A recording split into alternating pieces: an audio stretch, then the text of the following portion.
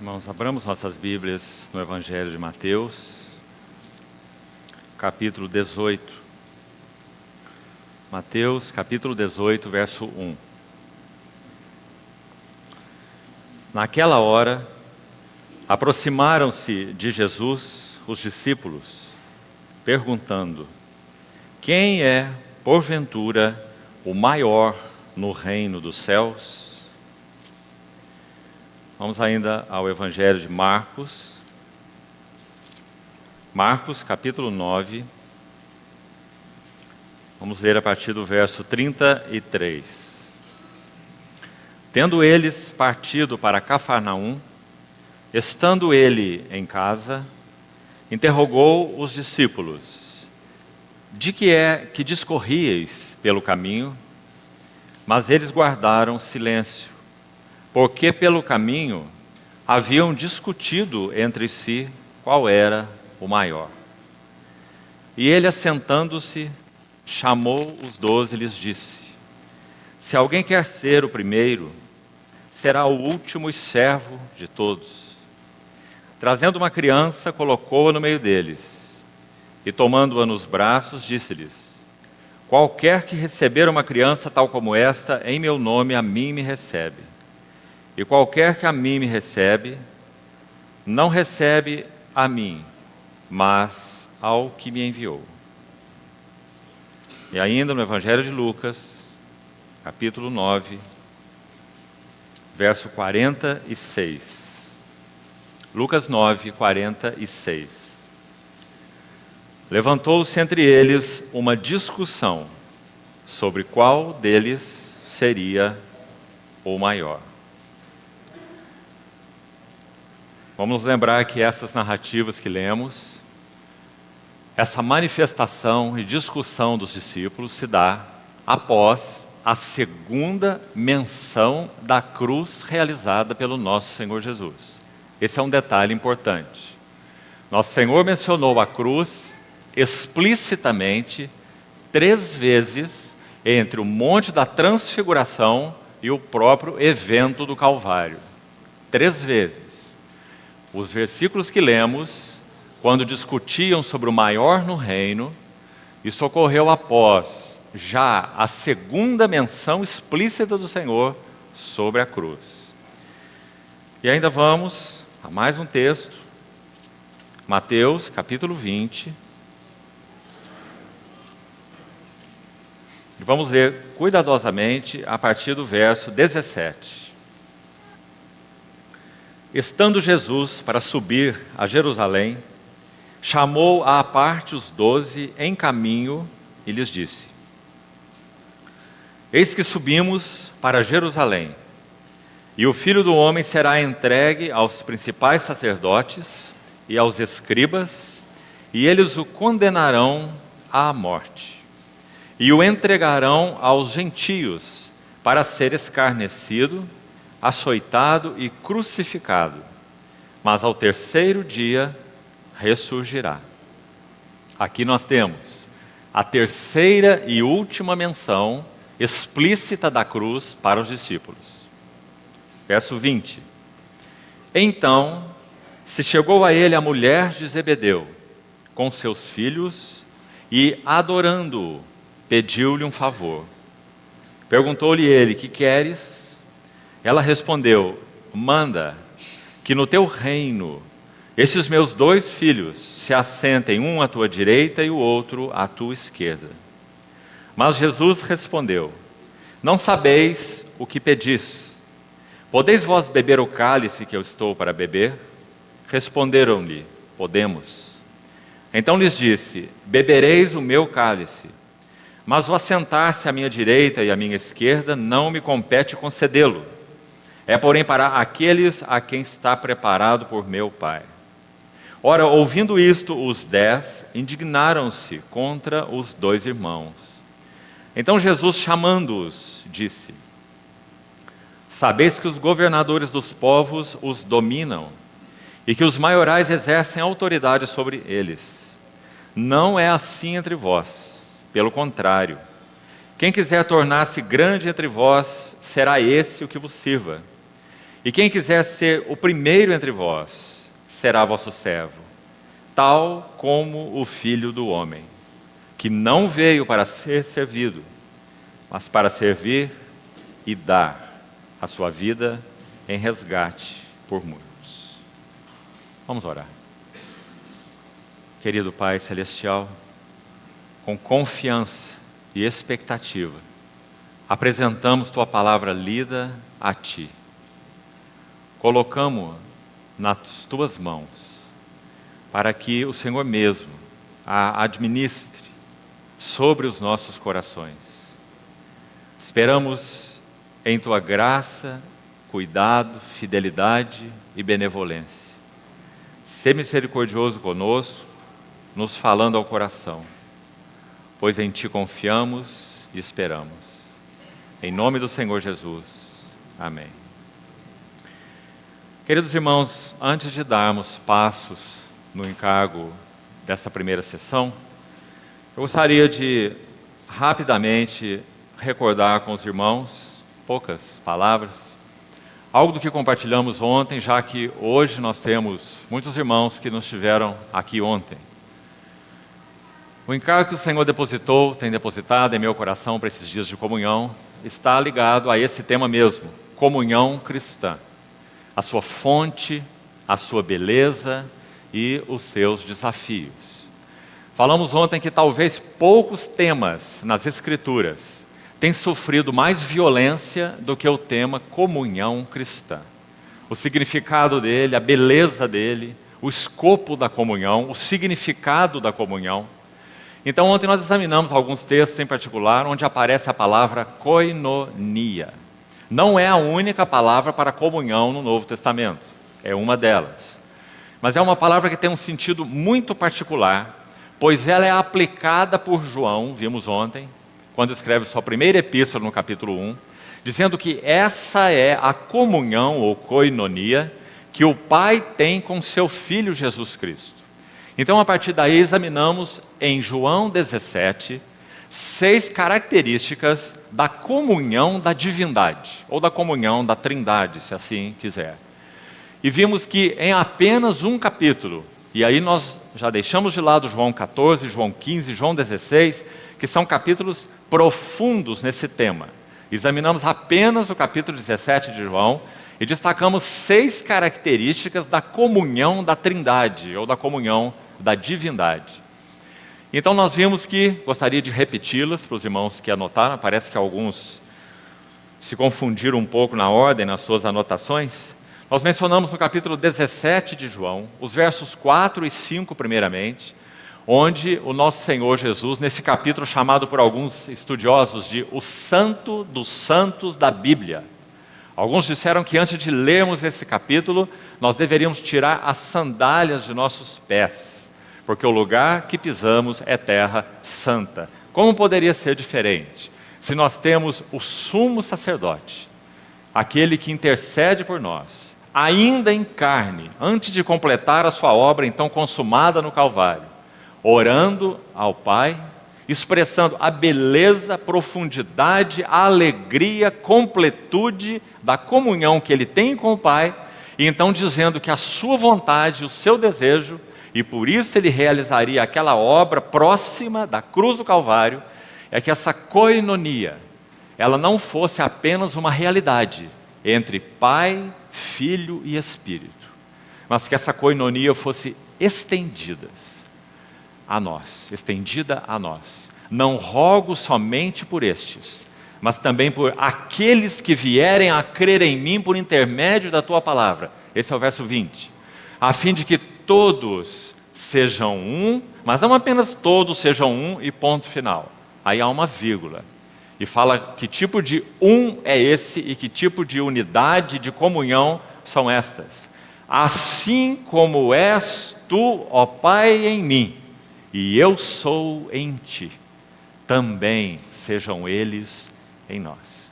Então, nós mostramos nesse capítulo, em primeiro lugar, que glória, como nosso Senhor usou a expressão no versículo 4 e no versículo 5 desse capítulo, a glória dessa comunhão Então, é a primeira marca da comunhão da Trindade. E vimos que glória significa que Deus é inteiramente satisfeito consigo mesmo, não carecendo de nada e de ninguém em nenhum sentido. Pai, glorifica-me contigo mesmo, com aquela glória. O Senhor se refere a algo muito específico, que eu tive junto de ti antes que houvesse mundo. Então, a primeira característica da comunhão da divindade, uma comunhão que é antes de todas as coisas, uma comunhão anterior a qualquer coisa criada, quando nada havia senão Deus, o Deus que é. Então, a primeira marca é glória, nas palavras de nosso Senhor. A segunda que vimos, versículo 10, a Trindade, a divindade tem atributos comuns. Não vamos entrar nos detalhes de novo, para não tomarmos todo o nosso tempo com o que já falamos ontem. Atributos comuns, Pai, Filho. Não há nada no Pai que não esteja no Filho. E não há nada no Filho que não esteja no Pai. Atributos comuns. Verso 10 em particular, desse capítulo 17 de João. Citamos também interesses comuns. E aí vimos verso 4, 6, 8, 22, 26. Todos eles mostram que a divindade tem interesses absolutamente comuns. Não há um interesse do Pai e um outro interesse do Filho, e não há nenhuma discordância na divindade. Há uma absoluta harmonia de interesses. Examinamos esse terceiro item. Quarto item, a unidade. Então, com a ajuda do Senhor, pela misericórdia do Senhor, podemos tocar nesse outro tema extremamente delicado e que tem sido tão mal utilizado por tantos nesses dias. Não foi diferente assim também no passado. Qual é a base da nossa unidade? E vimos que essa base são duas obras. A obra do Filho na cruz. Deus enviou o seu Filho para resgatar. Primeiro envio. Mas não apenas isso. O texto de Gálatas 4 prossegue. E porque vós sois filhos, Deus enviou, e aí está o segundo envio. A mesma palavra, enviou aos vossos corações o Espírito do seu Filho, que clama, Abba, Pai. Qual é a base da nossa unidade cristã? Duas obras. Conforme disse Andrew Murray, já citamos ontem também, a obra do Calvário é tão santa e necessária quanto a obra do Pentecostes. Ou, o contrário, igualmente verdadeiro. A obra do Pentecostes é tão santa e necessária quanto a obra do Calvário. Então nós nunca podemos colocá-las assim. Nós sempre temos que colocá-las em pé de igualdade. Porque nós podemos ousar afirmar pela palavra de Deus que o propósito eterno de Deus não seria cumprido apenas com a morte do Redentor na cruz. O Espírito Santo teria que ser derramado para que aqueles que foram escolhidos pudessem ser transformados à imagem daquele que os comprou. Então essas obras são colocadas em pé de igualdade. Por isso a Bíblia fala tanto, não tivemos tempo de examinar ontem, não teríamos hoje, assunto extenso, a questão do sangue e do óleo no Velho Testamento. Levítico 8, Levítico 14, purificação do leproso, 14, Levítico 8, a unção do sacerdote, sangue e óleo. Por que essa duplicidade? Sem derramamento de sangue não há remissão de pecados. E o óleo, obviamente, tipifica o trabalho, a pessoa e o trabalho do Espírito Santo. Então, essas duas obras compondo um único fundamento da nossa comunhão e da nossa unidade. Então, nosso Senhor mencionou aqui, nessa oração, verso 21, que já citamos, quarto elemento que compartilhamos ontem, unidade. Ó, quão bom e agradável é que vivam os irmãos em união, preservando, não estabelecendo e nem promovendo, mas preservando a unidade do Espírito no vínculo da paz. Também, o quinto elemento que mencionamos ontem, propósito comum. A divindade ou a Trindade tem propósitos absolutamente comuns. E citamos os versos também, verso 1, verso 4, verso 24, aquele lindo verso 24, quando o filho diz, Pai, orando, Pai, minha vontade é que onde eu estou, vimos que inicialmente ela é uma expressão meio enigmática em João, porque nosso Senhor usa várias vezes, mas em João mesmo nós temos a resposta de onde ele está. Se alguém me ama, siga-me. e o Pai o honrará. Se alguém me serve, siga-me, o Pai me honrará. E onde eu estou, estará comigo o que me serve, e o Pai o honrará. Para onde eu vou, vós não podeis ir. Onde eu estou, vós não podeis estar. Quando, João 14, eu vou e vou preparar-vos lugar, para que onde eu estou, mais uma vez nesse evangelho, estejais vós também. Que lugar é esse? Nosso Senhor estava diante dos seus discípulos e dizendo: onde eu estou, vós não podeis ir. Que lugar é esse? E João então vai responder: ninguém jamais viu a Deus. O Deus unigênito que está no seio do Pai é quem o revelou. Ou seja, a preciosa obra do Filho na cruz teve uma finalidade principal no que concerne a nós, é claro: introduzir-nos na comunhão que o Filho tem com seu Pai, ou na koinonia da Trindade. Que verdade maravilhosa, queridos irmãos. E por isso também nosso Senhor orou na oração chamada sacerdotal em João 17. Então a quinta característica: propósito comum. Onde eu estou, estejam comigo os que me deste, para que vejam a minha glória, glória que me conferiste, porque me amaste. E o último elemento, o sexto, está no último versículo de João 17. Também um verso maravilhoso. Nosso Senhor disse lá que esse amor que o Pai havia manifestado a Ele, dado a Ele, seria manifestado aos seus discípulos. João capítulo 17, versículo 26. A glória desse amor. Manifestei o teu nome aos homens que me deste do mundo. Ele já disse isso lá no início da oração. E ele termina a oração com esse versículo 26, tão precioso, onde ele diz assim: eu lhes fiz conhecer o teu nome, e ainda o farei conhecer, a fim de que o amor. Sexta e última marca da koinonia da divindade. Amor.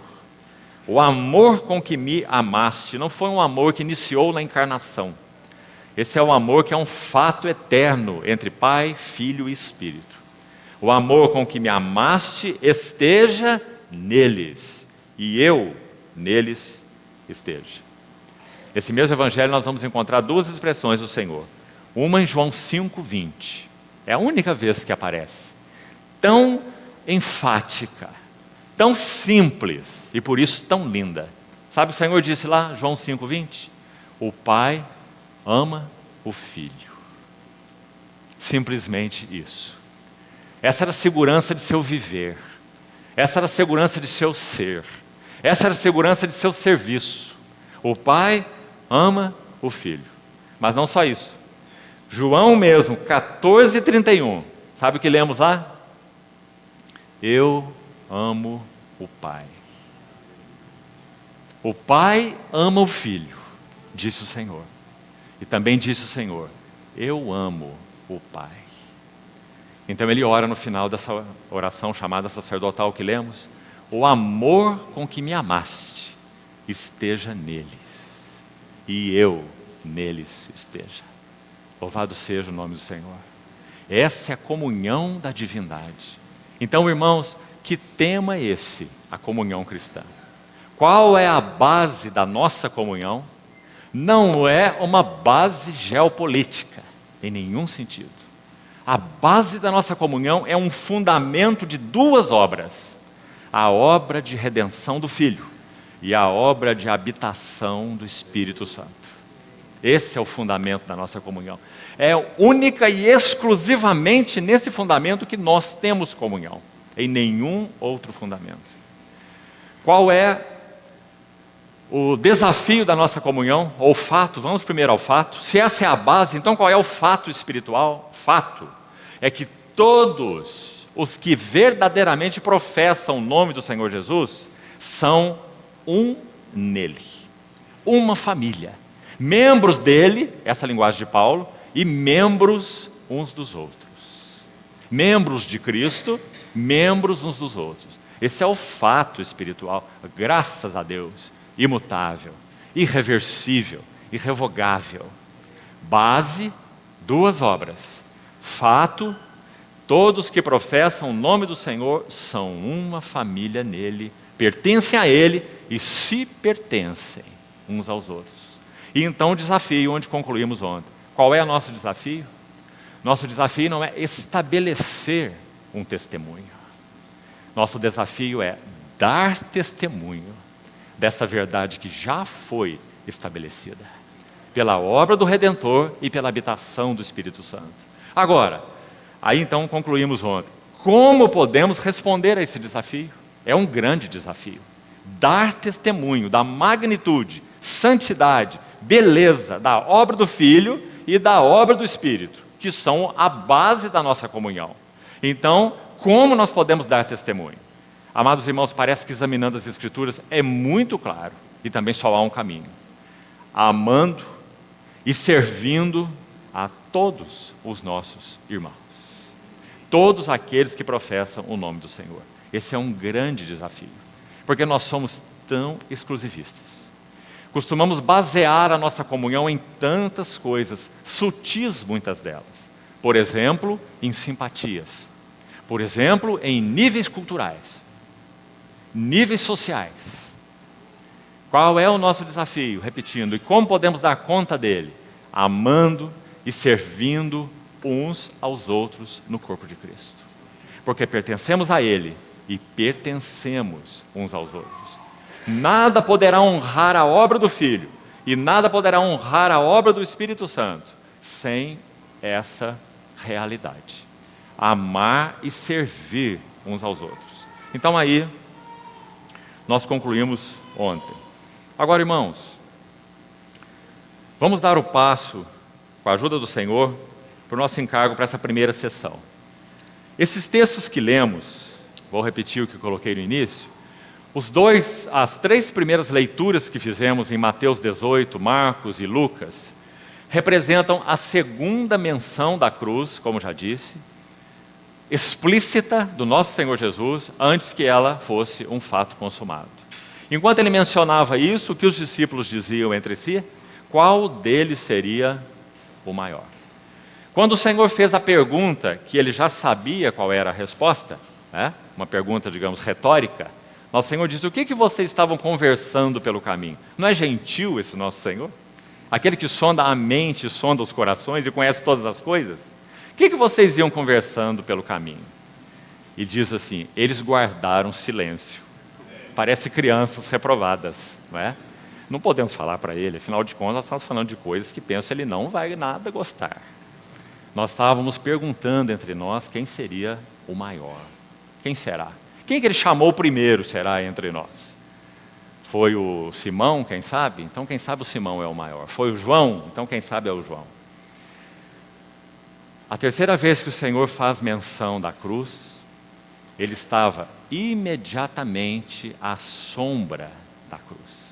Sabe, queridos irmãos? E esse é o texto de Mateus 20, terceira vez.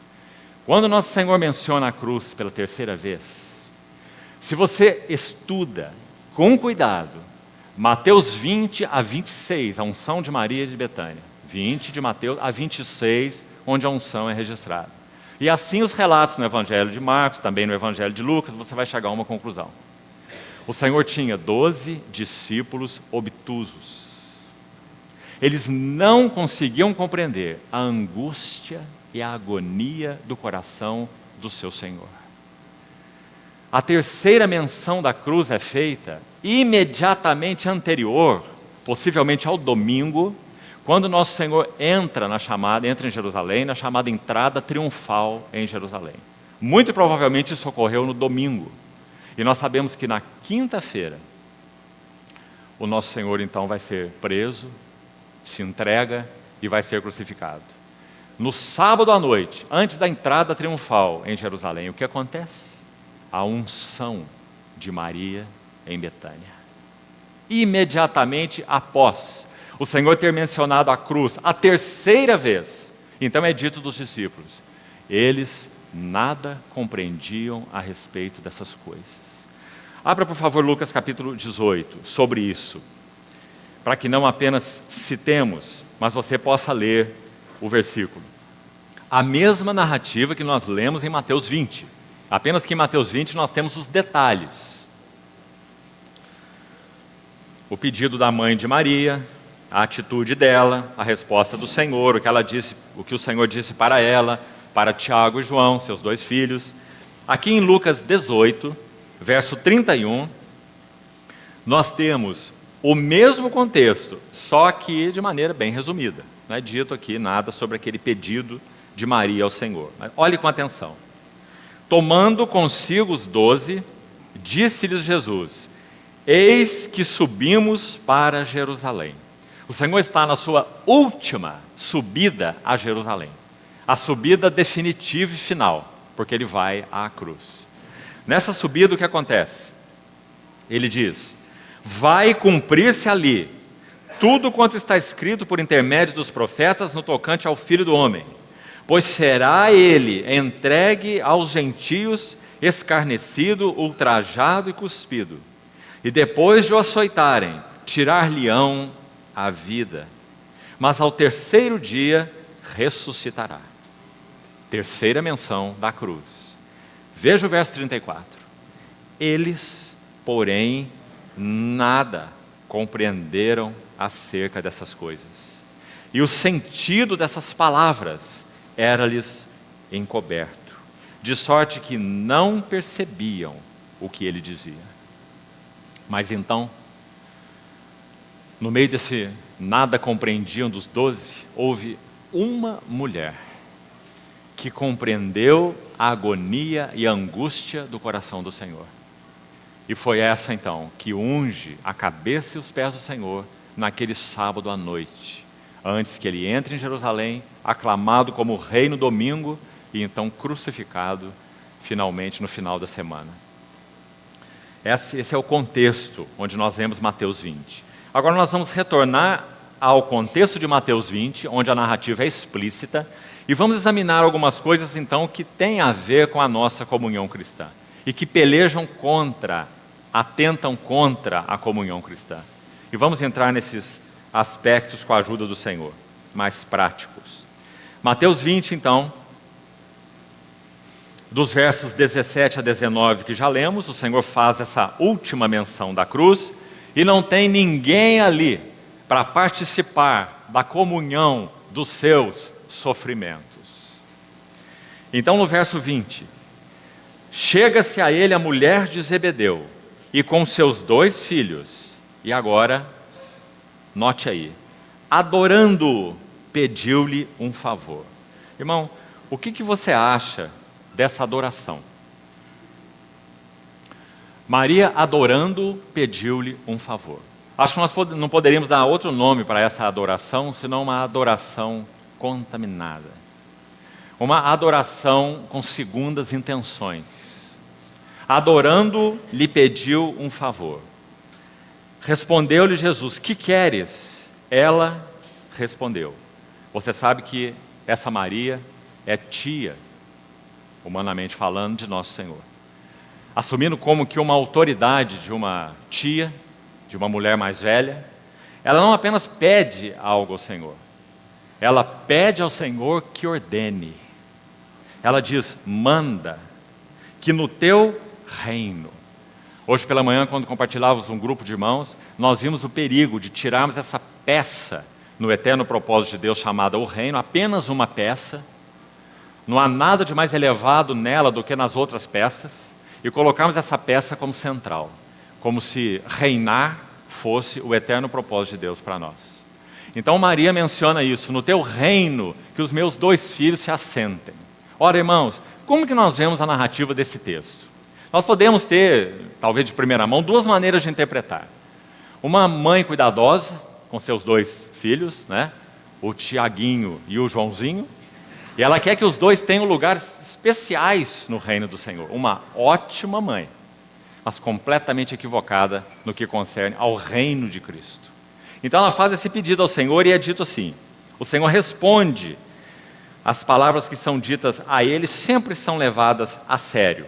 O Senhor realmente nunca zomba de nossas palavras, nunca ri de nossas palavras, Ele leva a sério nossas palavras. Então Ele levou esse pedido a sério. E Ele respondeu assim: não sabeis o que pedis. Podeis vós beber o cálice que eu estou para beber? Já que falaram em reino, já que falaram em posições espirituais, elevadas. Então o Senhor levou a sério a pergunta e deu a resposta adequada. Será que para assumir essas posições, vocês encarariam o caminho até elas? Então podereis vós beber o cálice que eu estou para beber? O Senhor está dizendo, só há um caminho para o reino, a cruz. Não há um outro caminho possível para o reino. Não há um outro caminho para a coroa, senão a cruz. Podereis vós beber o cálice que eu estou para beber? Responderam, mais uma vez parecem como crianças pequenas. Responderam, podemos. Não é? Você já viu uma criança tentando pegar um fardo grande e o pai diz, filho, deixa isso aí, você não aguenta. Ele diz, aguento sim. Não é? Podemos. Podeis vós beber o cálice que eu estou para beber? Nós podemos. Eles nem sabiam qual era esse cálice, mas eles disseram que poderiam. Então nosso Senhor disse, bebereis o cálice. E eles também não sabiam o que isso significava. O que aconteceu posteriormente com eles? Tiago foi o primeiro dos 12 a ser martirizado. Ele foi passado ao fio da espada. Após o Pentecostes, ele foi equipado, louvado seja o Senhor. Ele foi equipado pelo Espírito Santo de tal maneira que ele pôde beber o cálice do Senhor em um único gole. Herodes mandou passar Tiago ao fio da espada. E o que aconteceu com João? João viveu a mais longa vida entre os 12, bebendo o cálice gota a gota. Dia a dia, tomando e levando a sua cruz e seguindo o Senhor fielmente. Esse foi João. Ou seja, os dois beberam o cálice. Mas o assentar-se à minha direita e à minha esquerda não me compete concedê-lo. É, porém, para aqueles a quem está preparado por meu Pai. Sabe por que o Senhor disse isso? João 12 tem a resposta. Se alguém me serve, siga-me. E onde eu estou, estará também o meu servo. E aquele que me servir, o meu Pai o honrará. Então não me compete concedê-lo, mas para aqueles a quem está preparado por meu Pai. Agora, olha o verso 24. Aqui nós temos também duas maneiras, digamos, possíveis de interpretá-lo. Uma eu penso que é a mais ingênua. Seria, ouvindo eles isto, os 10 ouvindo isto, indignaram-se contra os dois irmãos. Acho que a interpretação mais ingênua seria, eles pensaram consigo mesmo, olha esses dois ousados, que absurdo, como pedir uma coisa dessa para o Senhor? Isso é uma coisa reprovável, eles nunca deveriam ter feito isso. Penso que essa é a interpretação ingênua. Entendo que a interpretação correta é, os 10 como que falando entre si, você viu o que aqueles dois espertos fizeram? Chegaram na nossa frente. O Senhor só tem uma direita e só tem uma esquerda. E eles já buscaram ocupar esses lugares. Agora nós vamos ficar em segundo plano. Primeiro plano já é para eles. Então os 10 se indignaram contra os dois. O que o Senhor viu quando isso aconteceu? Que uma insurreição estava à beira de acontecer entre os 12. Então, digamos, ele chama os 12, como que 12 meninos. Espiritualmente falando, era isso que eles eram. Então diz assim a eles, Jesus chamou os 12 e disse, sabeis que os governadores dos povos os dominam, e que os maiorais exercem autoridade sobre eles. Não é assim entre vós. Pelo contrário, quem quiser tornar-se grande entre vós será o que vos sirva. E quem quiser ser o primeiro entre vós, esse será vosso servo. Tal como o Filho do Homem, que não veio para ser servido, mas para servir e dar a sua vida em resgate por muitos. Duas coisas pelo menos importantes aqui. Primeiro, a palavra dominam, se você examinar o texto com cuidado, estudá-la, ela é muito interessante. Ela só aparece nas Escrituras 4 vezes. Nosso Senhor usou essa palavra, então ela tem muito para nos dizer. O que Ele quer dizer com dominam? Ele a usou 4 vezes. Onde estão? A primeira vez está aqui, mesmo no texto, Mateus 20, 25. A segunda vez que o Senhor usa essa palavra, a mesma narrativa em Marcos 10, 42, apenas para citação, é exatamente a mesma narrativa, na linguagem de Marcos. Então está lá a palavra dominam mais uma vez. A terceira vez, Atos 19, 16. Lucas está usando essa palavra em Atos. Extremamente significativa essa menção. Abra para você conferir, por favor. Atos 19, 16. Então lembre-se, nosso Senhor citou essa palavra 2 vezes. Uma narrada em Mateus 20, outra narrada em Marcos 10, a mesma palavra no original. Katakireo. Ela é usada nas Escrituras a terceira vez em Atos 19, verso 16.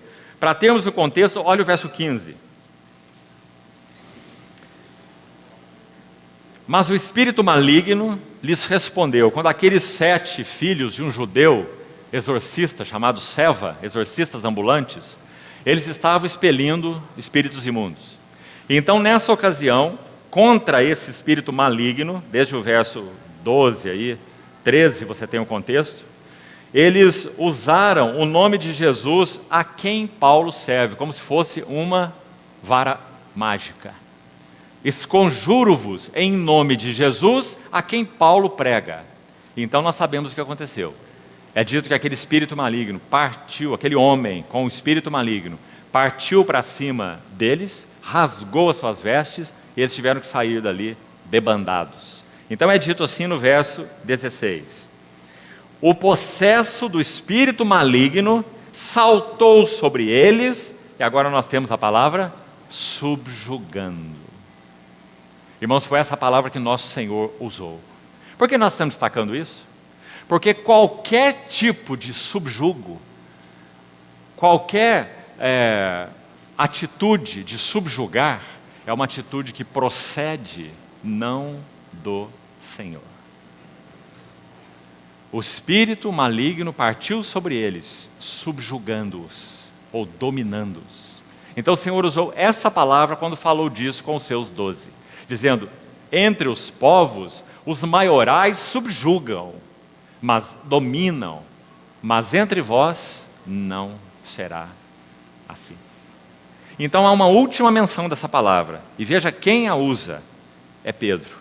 E aqui nós precisamos ir a ela também. Abra, por favor, na primeira epístola de Pedro, no capítulo 5, 1 Pedro.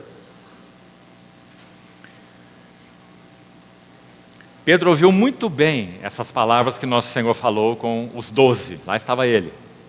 Os maiorais subjugam aqueles que são então dominados por eles. Pedro, já agora um ancião, escrevendo essa epístola tão linda, ele diz assim no verso 2, 1 Pedro 5:2: pastoreai o rebanho de Deus que há entre vós, não por constrangidos, mas espontaneamente, como Deus quer, nem por sórdida ganância, mas de boa vontade, e nem como dominadores. E aí está a 4ª e a última vez em que essa palavra aparece em todo o Novo Testamento. E agora é Pedro que usa. Pedro está trazendo de volta aquela palavra que ele ouviu dos lábios do Senhor. Aquilo que ele viu acontecer, que estava perturbando de modo absoluto aquela comunhão, levando aqueles corações à beira da insurreição, provocando entre eles contendas, ciúmes, trono aqui, trono lá, não é? Disputas de posição, partidarismos. Então Pedro recorda essa palavra e diz: cuidem do rebanho de Deus. Vocês que têm recebido do Senhor aquela carga maior, não a carga única, mas aquela carga maior, porque são mais velhos, são anciãos, são presbíteros, é a palavra que ele usa aqui, que significa simplesmente anciãos, não é? Então, cuidem, ovelhas mais velhas, cuidem e ajudem as ovelhas mais novas. Então, pastoreai o rebanho de Deus que há entre vós, não subjugando. E Pedro então aplica a palavra. Mas não só isso nesse texto. Há uma outra coisa linda nesse contexto. Vamos continuar com ele.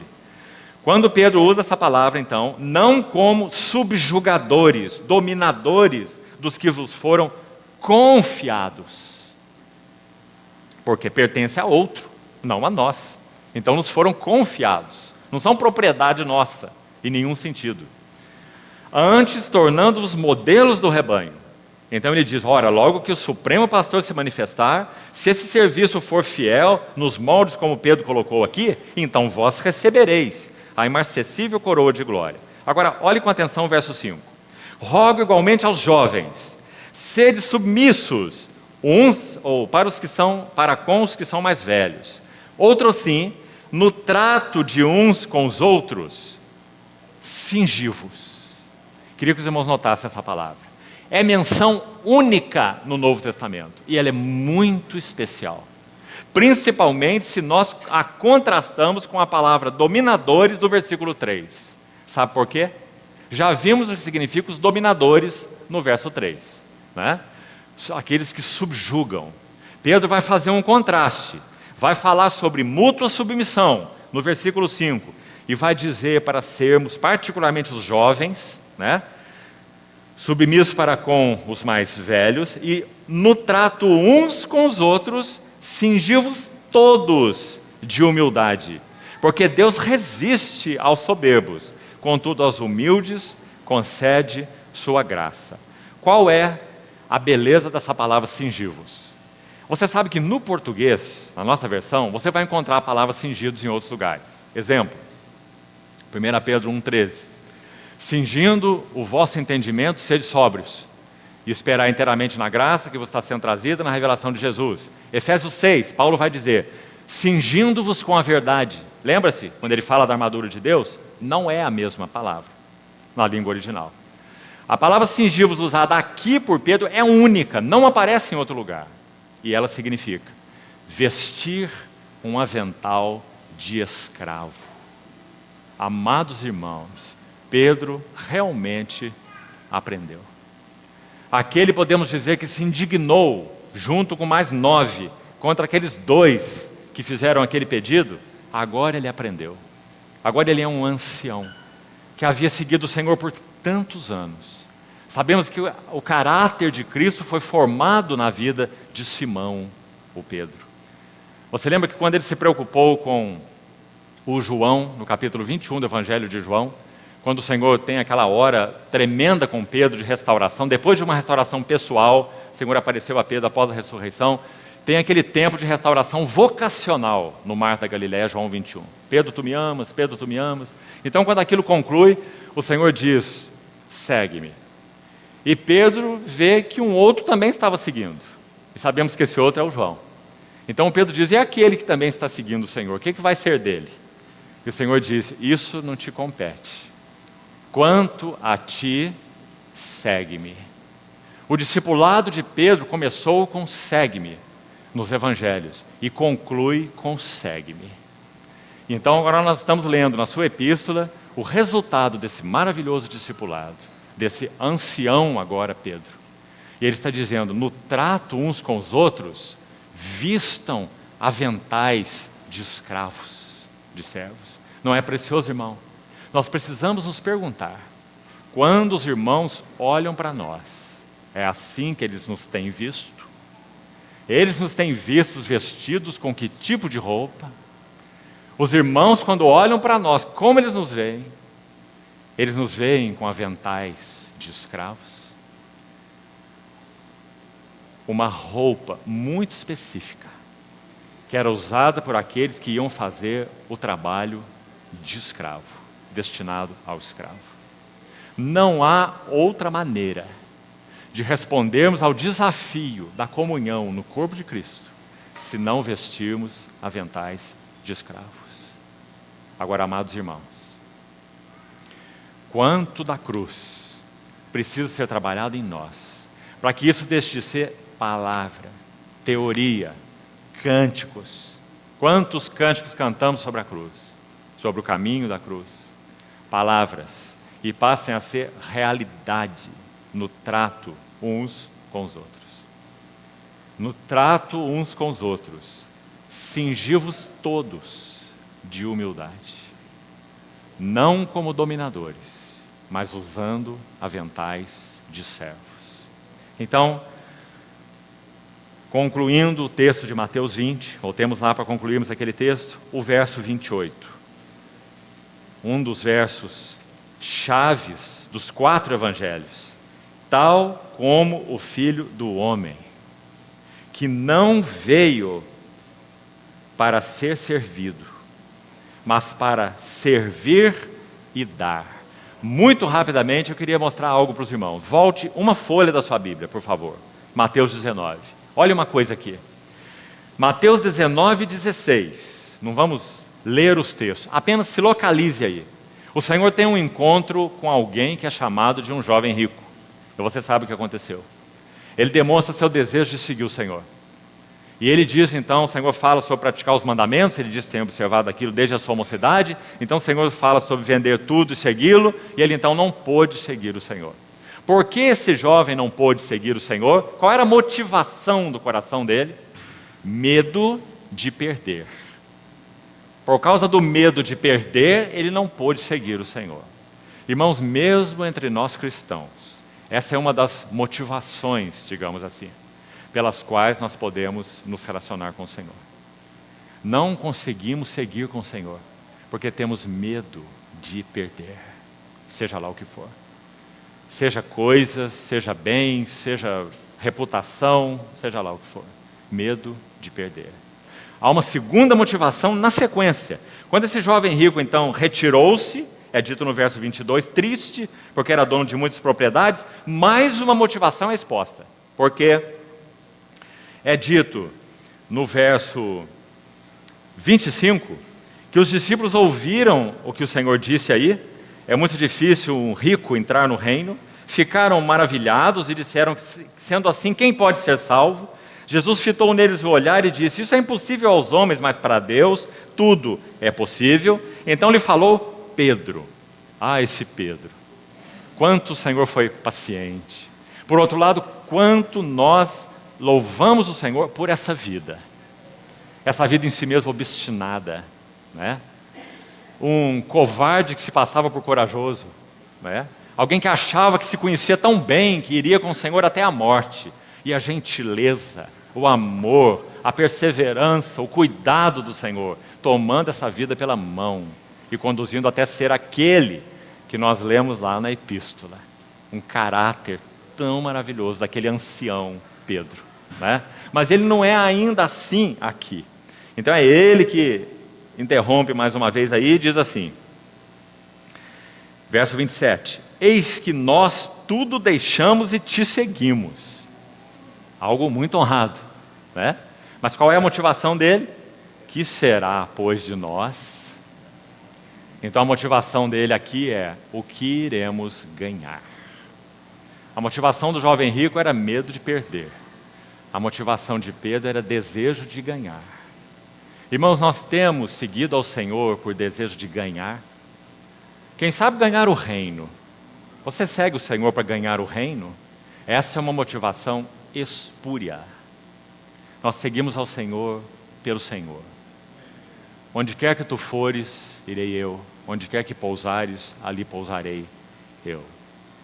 Então, amados irmãos, aí foi exposta a motivação de Pedro. E então, 2 motivações já estão expostas. E agora nós chegamos à última motivação. É Mateus 20, 28. É a motivação do coração do Mestre. Ele disse, o Filho do Homem não veio para ser servido. O Filho do Homem não tem medo de perder. O Filho do Homem não tem desejo de ganhar. Mas o Filho do Homem tem a graça de servir e dar. Essa é a sua motivação. Então ele diz, tal como o Filho do Homem, que não veio para ser servido, mas para servir e dar. Ouçamos, amados irmãos e irmãs, essas 2 palavras da boca do nosso próprio Senhor. Qual é a necessidade que temos para preservar a comunhão? Por que esses 12 não conseguiriam preservar a sua comunhão? Tronos, autoridade, governo, glória, reino, um à direita, outro à esquerda.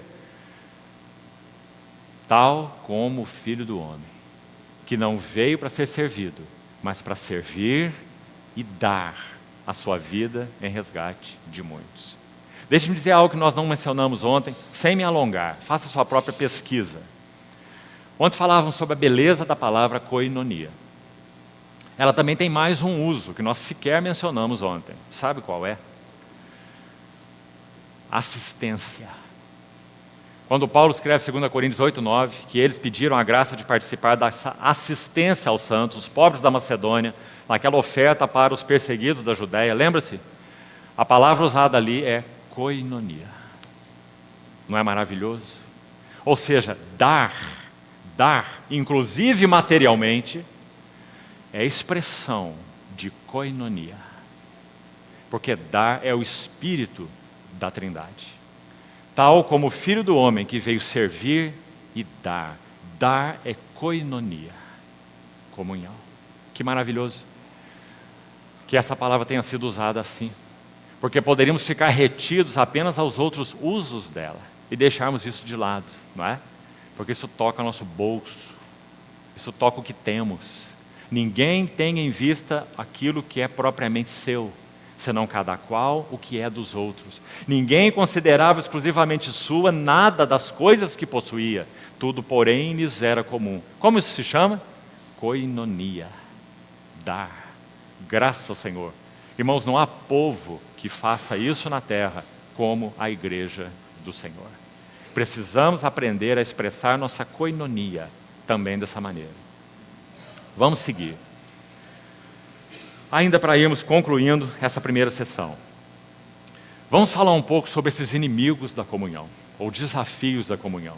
Está aí gráfico no texto de Mateus 20, quantos desafios o Senhor combateu num único evento, não é?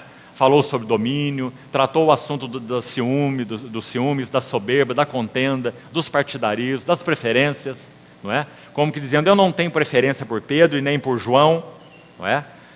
O que o Senhor buscava junto aos seus 12 é que os 12 pudessem ser trabalhados por Ele de tal forma que o Espírito de Cristo, o coração, o caráter de Cristo, pudesse ser formado em cada um deles. E graças ao Senhor é isso que vemos mais tarde, né? Pela fidelidade do Senhor. Então, vamos a alguma coisa nesse sentido. Por favor, abra 1 Coríntios capítulo 3. E vamos usar nossas Bíblias com mais ligeireza até o final dessa sessão.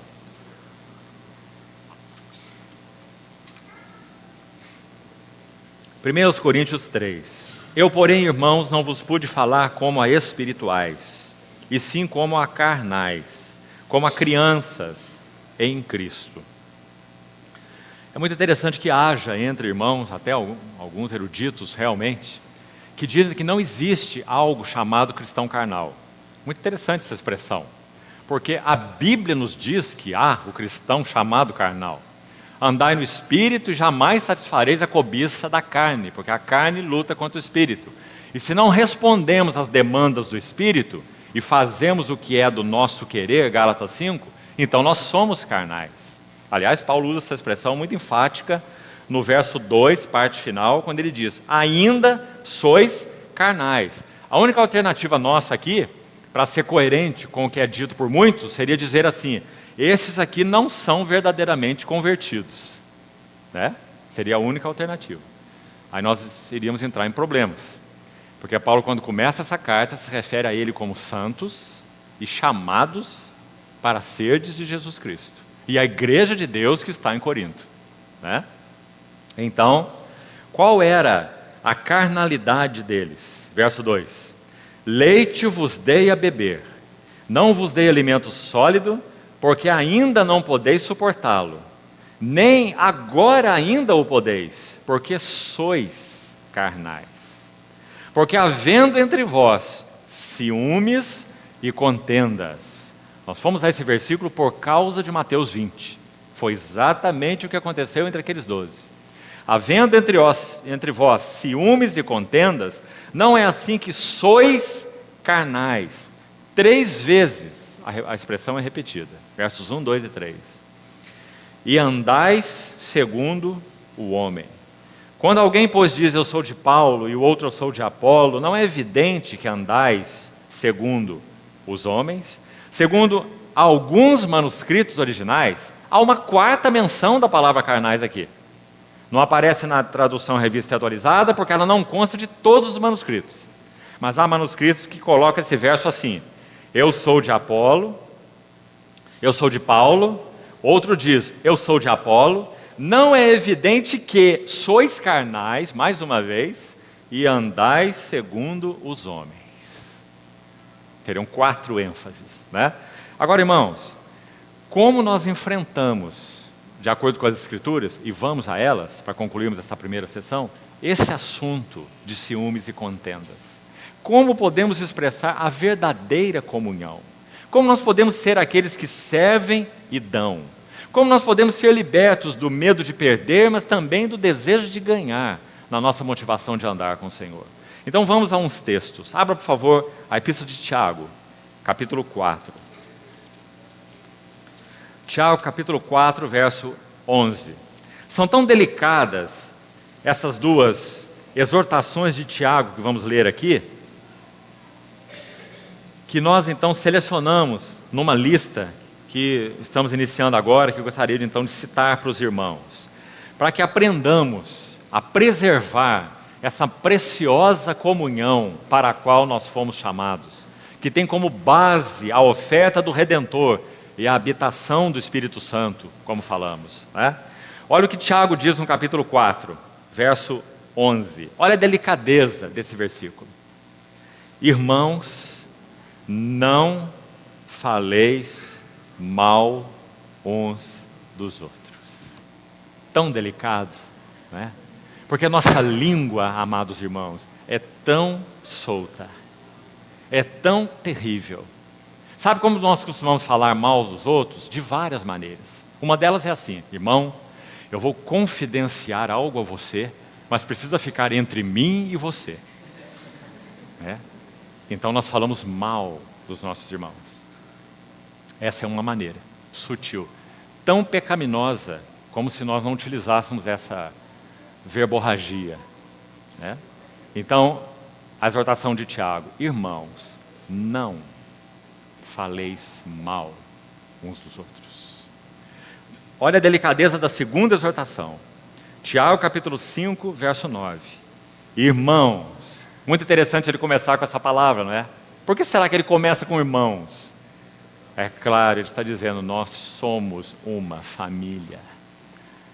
O Senhor interveio para resolver aquela insurreição iminente no meio dos 12, não foi?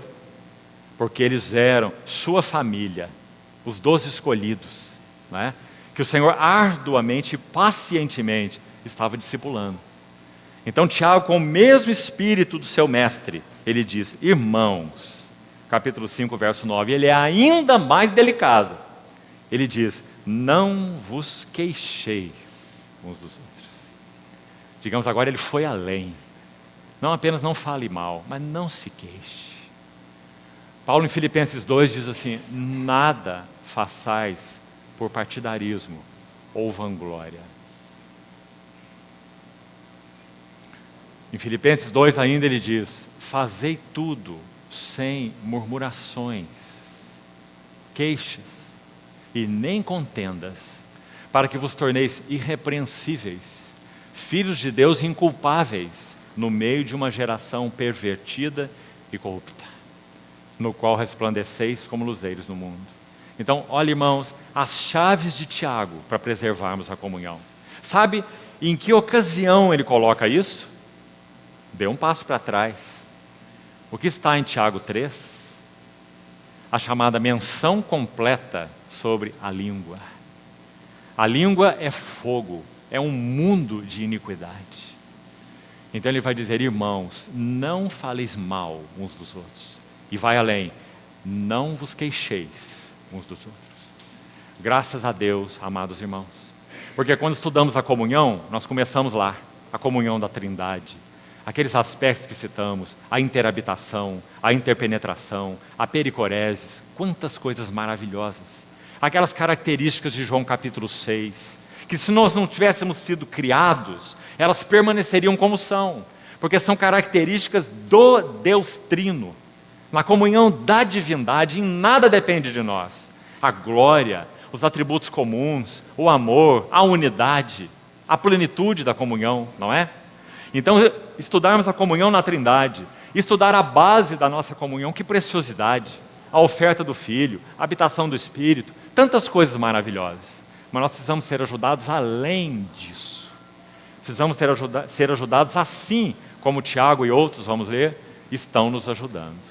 Vocês estão vendo a beleza disso? Vocês estão vendo essa koinonia? João aplicou essa palavra em 1 João 1 para o Deus triuno. Ora, a nossa koinonia é com o Pai e com seu Filho Jesus Cristo.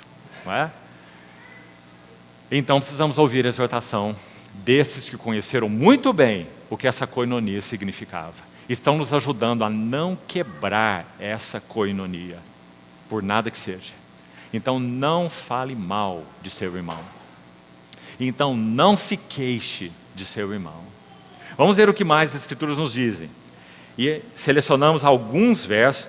Se você fizer uma tarefa, para você ver a extensão disso, encorajo você a fazer no Senhor, há mais de 50 menções, só no Novo Testamento, da palavra uns aos outros, mutuamente. Mais de 50. Você deveria fazer esse exercício, esse dever de casa. Tome lá a sua folha e liste todas as menções do uns aos outros e do mutuamente. Você vai aprender lições maravilhosas. Aprendemos lições maravilhosas. Porque o Senhor vai falar de uma mutualidade positiva e de uma mutualidade negativa. Por exemplo, Ele vai dizer, Gálatas 5, se vos mordeis e devorais uns aos outros. Isso é mutualidade negativa. Vos mordeis, vos devorais uns aos outros. Vede que não sejais mutuamente. Olha aí a palavra de novo. Destruídos. Destruídos em que sentidos? Aniquilados na nossa comunhão. Porque nos mordemos e devoramos uns aos outros. Né? Então essa é uma grande tarefa. Nós não vamos seguir a menção do uns aos outros. Selecionamos alguns textos para examinarmos juntos, especificamente relacionados a esse tópico da comunhão. Vamos a Romanos 12, a Romanos 15, em primeiro lugar. Romanos 15. Olhem com atenção os versos 5 a 7. Ora, o Deus de paciência e consolação vos conceda o mesmo sentir de uns para com os outros. Aqui há uma menção, né? Segundo Cristo Jesus, para que concordemente e a uma, ou em um acordo, em um coração, em uma alma, uma voz, glorifiqueis ao Deus e Pai do nosso Senhor Jesus Cristo. Porque mesmo sentir uns para com os outros, preservando a comunhão, segundo Cristo Jesus. Vamos lembrar o que Paulo escreve quando, aos Filipenses, ele fala sobre duas irmãs, nominalmente, que estavam com problemas na comunhão. Rogo a Evódia e a Síntique, que pensem concordemente no Senhor. Isso é o capítulo 4. No capítulo 2, digamos, ele já fez a introdução para poder falar isso. Sabe qual é a introdução? Não é a mente de Evódia e nem a mente de Síntique que irão prevalecer. Não é a personalidade mais dominante, mais forte ou mais ousada que seja. Tende em vós a mesma mente que houve também em Cristo Jesus. Essa é a chave. Essa é a única mente que pode prevalecer entre nós.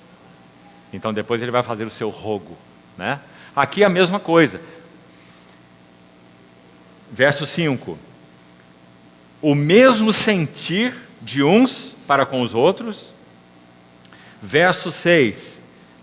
Ou segundo Cristo Jesus, sua mente, né, seu coração, para que concordemente, entrar simplesmente em um acordo? Não. Mas segundo Cristo Jesus. E a uma voz glorifiqueis ao Deus e Pai de nosso Senhor Jesus Cristo. Olha o verso 7. Portanto, acolhei-vos uns aos outros.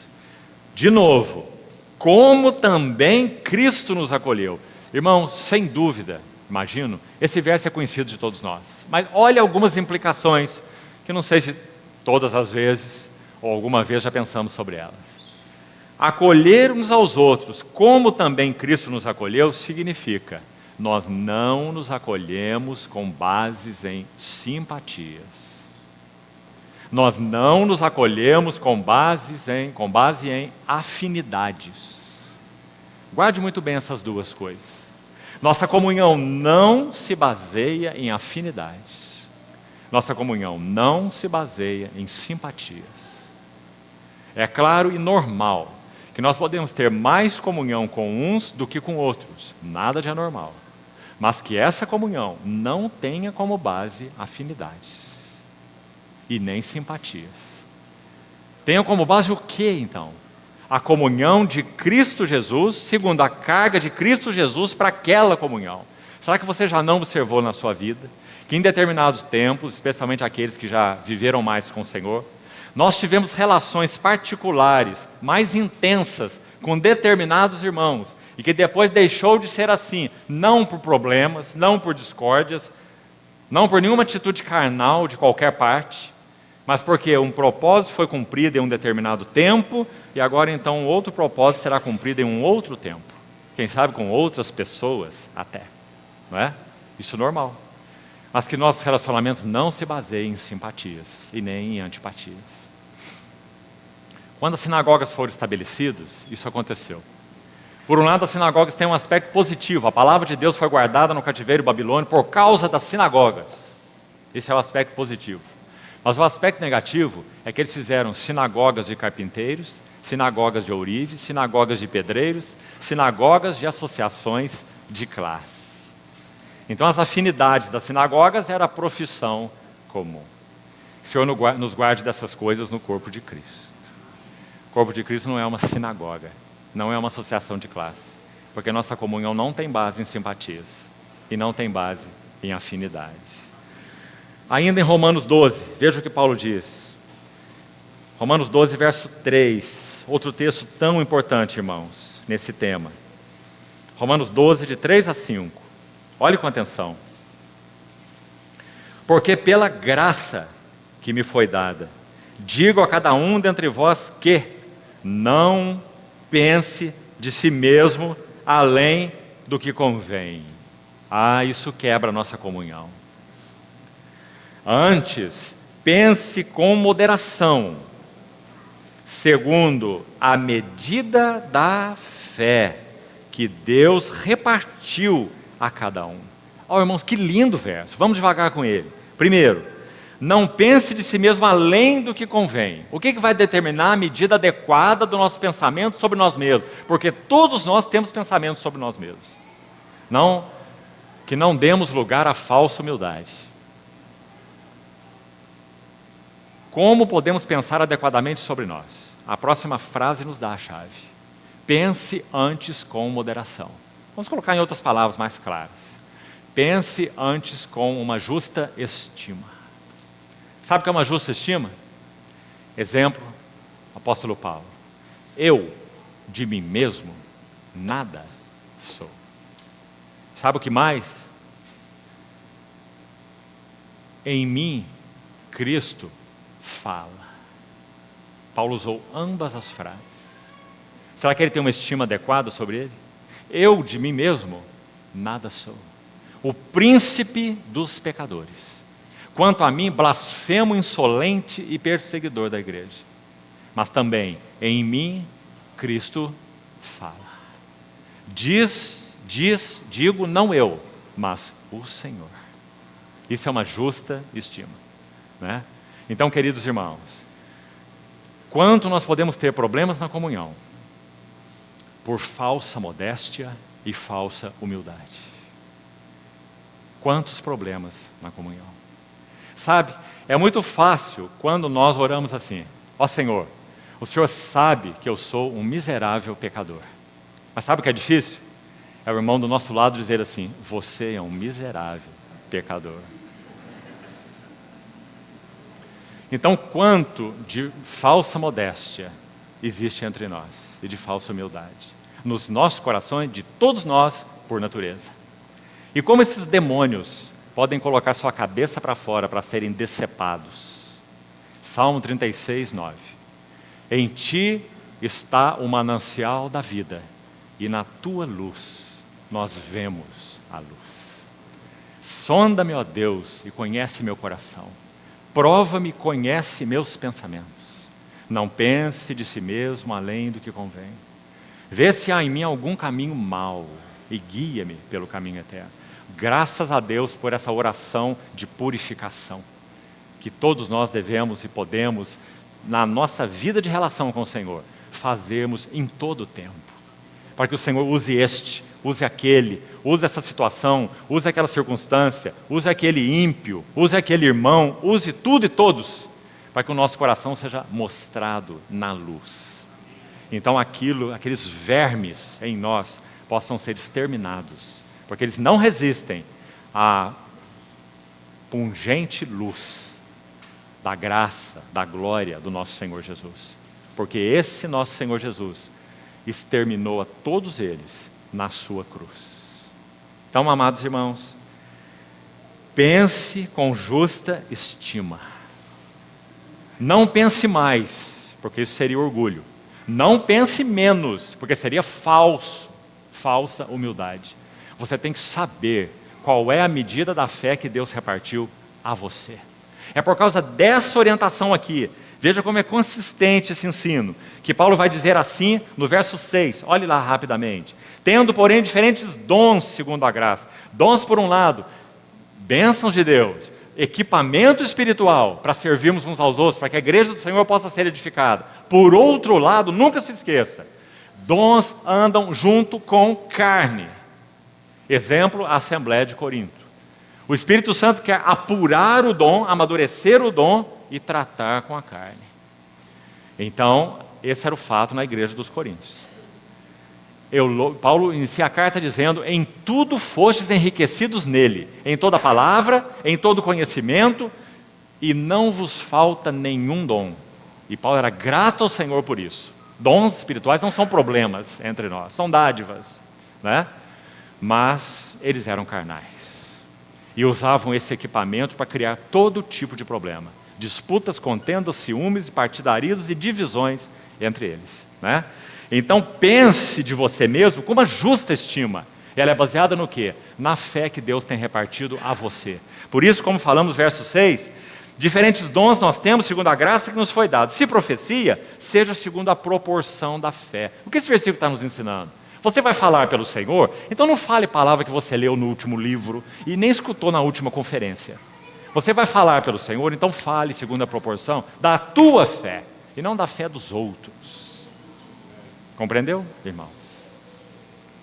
Se profecia, seja segundo a proporção da fé. Não é maravilhoso? Para que isso não crie problemas entre nós. Cabeças cheias de conhecimento, né? Mas nenhum impacto. Porque esse serviço não é feito na proporção da fé, é feito na proporção de conhecimento intelectual. E o conhecimento intelectual não edifica a igreja.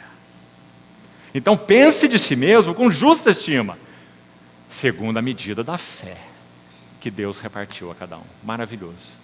Então ele continua. Por quê? Por que pensar assim? Porque assim como num só corpo temos muitos membros, mas nem todos os membros têm a mesma função. E até o verso 8, ele vai ficar nesse assunto da função. Ele vai mencionar 7 classificações gerais de ministério, nos versículos 6, 7 e 8. Você contar aí, tem 7 classificações gerais de ministério, ou de serviço. Não é? Então ele vai dizer como nós vamos exercer esses serviços, se nós não pensamos de nós mesmos com uma justa estima. Se eu não tenho consciência da medida da fé, da revelação, da visão, da graça que o Senhor tem me concedido, por graça, porque a graça, verso 3. Não é mérito em nenhum sentido, não é? Mas se eu e você não temos convicção da medida dessa graça, como nós vamos poder servir bem o Senhor? Não é? Assim como num corpo temos muitos membros, nem todos os membros têm a mesma função, assim também nós, conquanto muitos, somos um só corpo em Cristo e membros uns dos outros. Não é um texto maravilhoso? Então, nos versos 6 a 8, ele entra nas 7 classificações do serviço. Todos segundo a proporção da fé. Todos segundo a medida da fé que Deus repartiu a cada um. Por isso nós temos uma justa estima. Se alguém dissesse para Paulo, você é um apóstolo? Não, não sou nenhum apóstolo, não. Quem te disse que eu sou um apóstolo? Você é um profeta? Não imagina, nunca fui um profeta, não é? Ele vai dizer que ele era sim isso tudo, pela graça de Deus.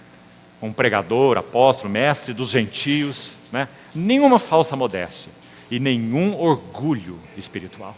Porque ele diz, pela graça que me foi dada. 1 Coríntios 15, 10. Eu trabalhei mais do que todos os apóstolos. Ouvir Paulo dizer isso parece que é o ápice da soberba, né? Aí ele vai dizer, pela graça que me foi dada, eu trabalhei mais do que todos os apóstolos. Porém, não eu, mas a graça de Deus comigo. Ele conhece a graça que concede, ele conhece a graça que dá suporte, que habilita, a graça que dá fundamento para o serviço. Ele diz, eu trabalhei, respondi a essa graça, mais do que todos os apóstolos. Porém, trabalhei, não eu, mas a graça de Deus junto comigo. É isso que o Senhor deseja fazer em todos nós, irmãos. Então que o Senhor nos guarde na comunhão de orgulho espiritual e de falsas modéstias.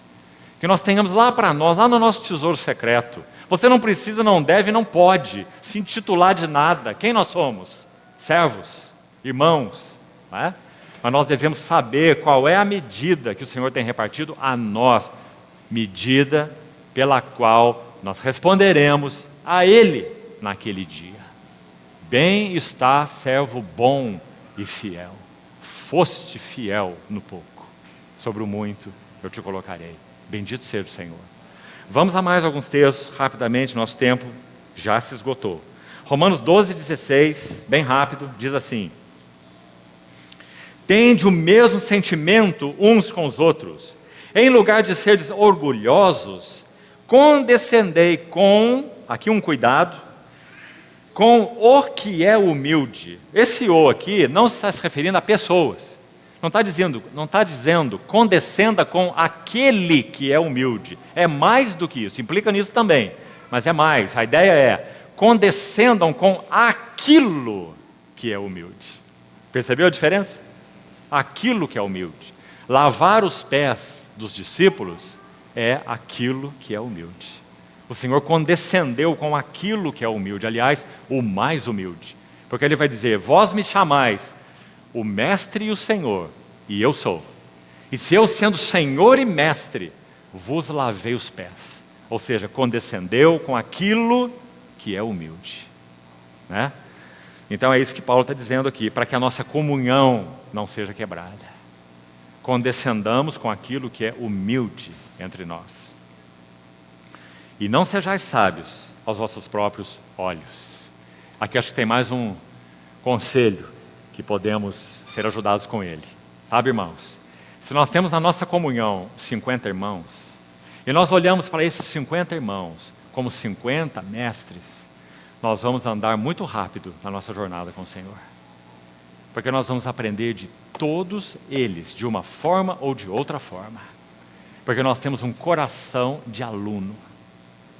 O Senhor Deus me deu língua de discípulos. Cuidado com a palavra eruditos lá, porque no original é discípulos.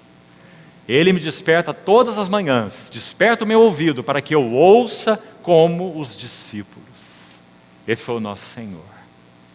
Agora, se nós temos uma comunhão com 50 irmãos, e nós olhamos para eles como aqueles que precisam ser ensinados por nós. Ah, que tragédia, amados irmãos. Não sejais orgulhosos e nem sábios aos vossos próprios olhos. Condescendei com aquilo que é humilde, para que a comunhão não seja quebrada. Ainda mais um verso.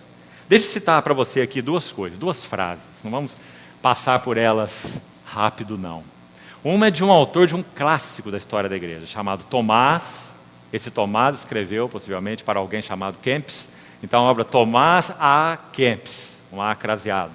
Um clássico na história da igreja, chamado Imitação de Cristo. Veja o que ele diz lá, uma frase. Aprenda sempre a ter-se em conta de pequeno. Que lindo. Se nós aprendemos a nos ter em conta de pequeno, então o nosso coração será guardado, sempre. Mais uma frase, essa de Robert Chapman, o chamado apóstolo do amor. Que linda vida esse servo do Senhor viveu com seu Senhor. Olha o que ele diz: a maior parte das nossas tristezas, veja como nós somos em nós mesmos, irmãos. A maior parte das nossas tristezas são resultado de orgulho ferido, vontade própria frustrada e incredulidade ansiosa. Pouco nós experimentamos daquela tristeza segundo Deus que conduz ao arrependimento. Nós ficamos tão deprimidos, tão abatidos, não é? Tão derrotados, porque o nosso ego foi ferido. Porque a nossa vontade própria foi frustrada. Não fizeram a nossa vontade. Então nós fazemos o nosso beicinho, espiritualmente falando. Não é? E, como ele disse, incredulidade ansiosa. Não aprendemos a depositar nossa fé no Senhor. O mesmo texto que citei de Isaías 50, se referindo ao servo do Senhor, no verso 10 diz assim: o servo do Senhor andou em trevas, sem luz nenhuma, e ainda assim confiou no Senhor e se firmou sobre o seu Deus.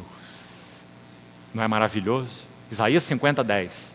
Sabe como ele continua no verso 11? Uma exortação para nós. Isaías exortando o povo, assim nós a ouvimos. Ele diz assim: eia todos vós, que acendeis setas incendiárias, andai entre as labaredas do fogo que acendestes, e em tormentas vos deitareis. Vou buscar no Senhor te dar uma interpretação desse versículo. Se o Senhor usa situações para frustrar a nossa vontade, e nós ainda assim tentamos continuar abrindo caminhos, sabe o que acontecerá? Deitaremos nas labaredas do próprio fogo que acendemos. Isaías diz assim: e isso procederá do Senhor. Isaías 50, 11. Então, amados irmãos, não sermos orgulhosos aos nossos próprios olhos, ter-nos em conta de pequeno, é caminho para preservarmos a nossa comunhão. Vamos concluir com duas perguntas e uma frase. Penso que duas perguntas penetrantes, que o Senhor tenha misericórdia de nós. A primeira pergunta: por que nós somos tão melindrosos na comunhão?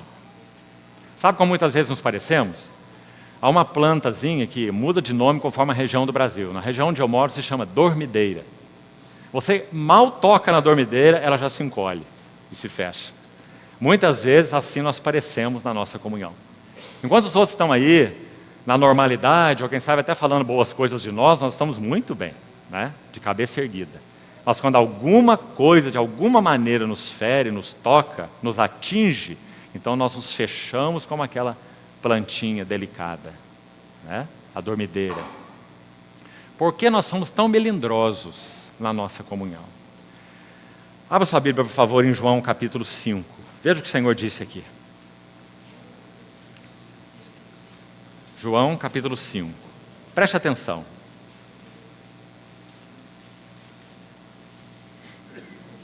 Verso 41.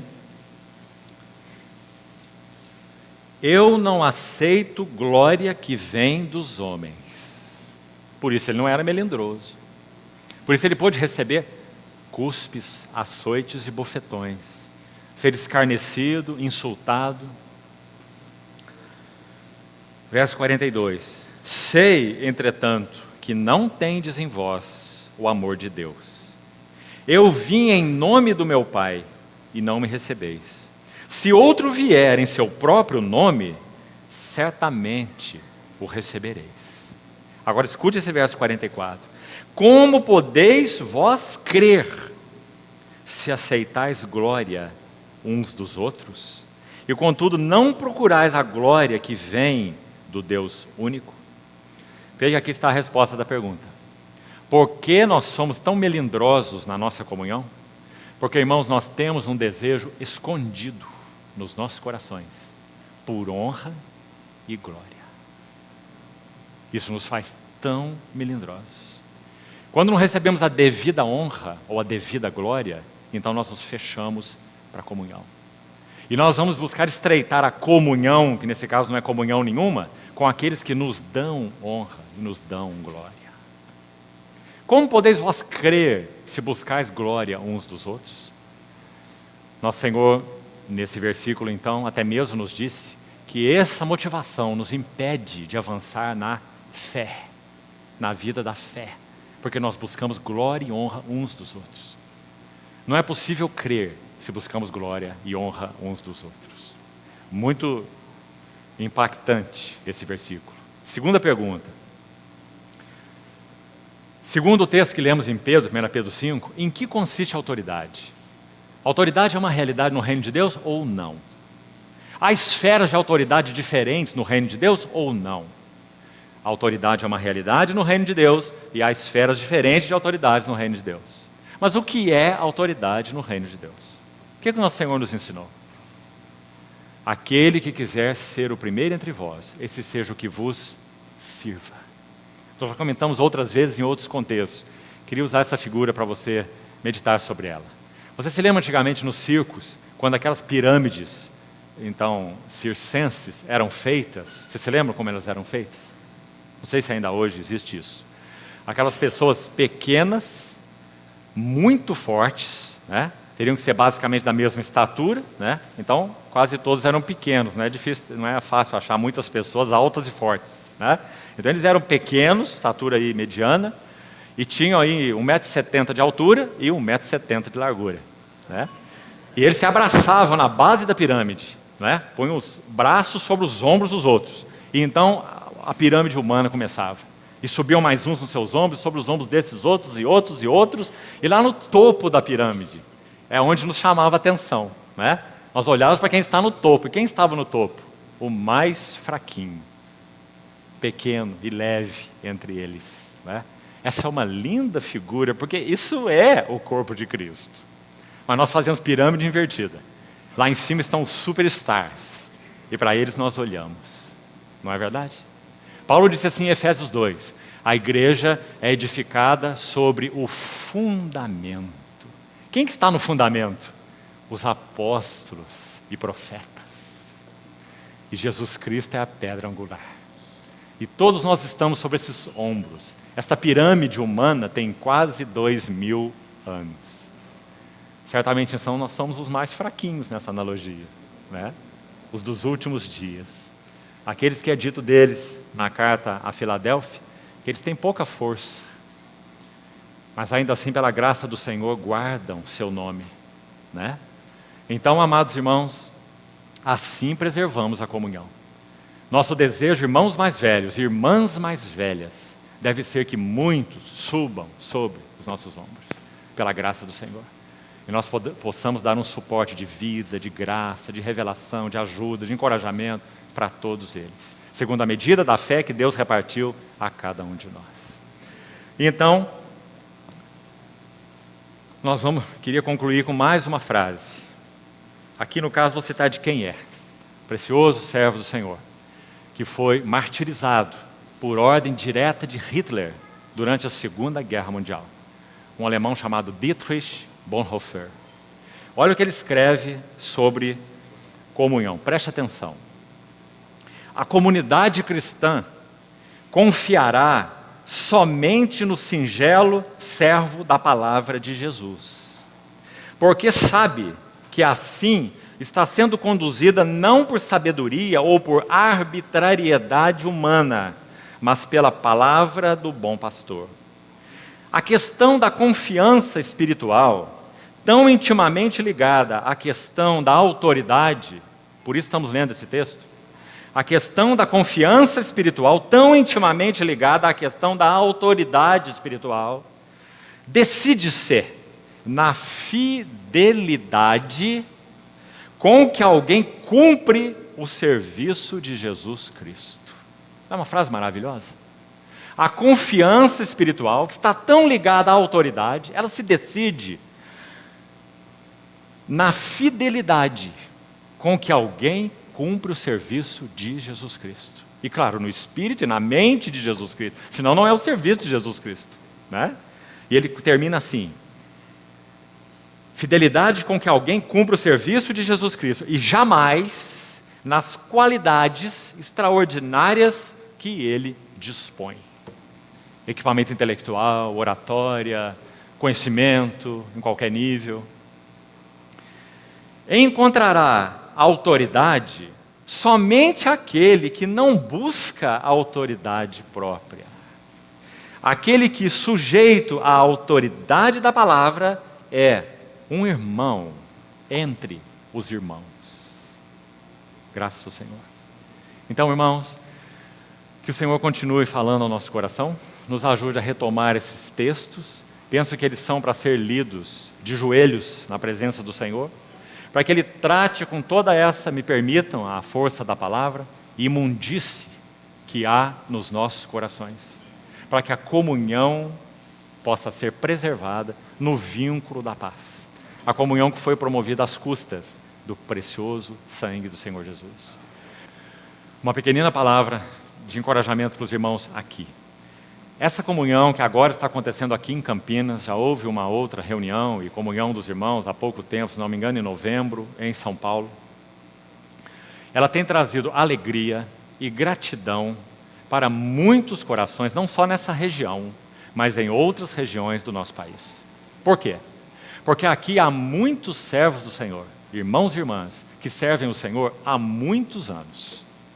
Mas tem parecido a eles, e com eles concordamos, que o Senhor, na sua graça, tem feito um movimento de amor em direção a esses irmãos. Na região de São Paulo, região metropolitana de São Paulo, Campinas, estreitando os laços de comunhão entre esses irmãos. Eu tenho sido testemunha, por presença e por relato, que esses laços têm trazido um renovo de vida, de vigor espiritual, de fé, para muitos irmãos e irmãs, e muitas famílias. Então, bendito seja o nome do nosso Senhor Jesus. Carecemos disso antes que o Senhor volte. Que Ele nos encontre, mesmo que um pequenino rebanho, no geral desconhecido de todos, mas que Ele encontre um lugar que possa ser, por sua graça, chamado de Betânia, onde Ele possa encontrar aconchego, satisfação, onde Ele possa tirar seus calçados, repousar. O Senhor busca isso na sua igreja, irmãos. Não apenas Deus é nosso descanso, mas Deus busca descanso. E Ele busca descanso na comunhão daqueles que Ele redimiu. Então que o Senhor continue encorajando os irmãos e irmãs de tantas cidades diferentes, e de contextos diferentes, inclusive, nessa comunhão tão preciosa, que não é, em absoluto, promoção de homem algum. É uma promoção do nosso Senhor Jesus Cristo. E nós o honramos por isso.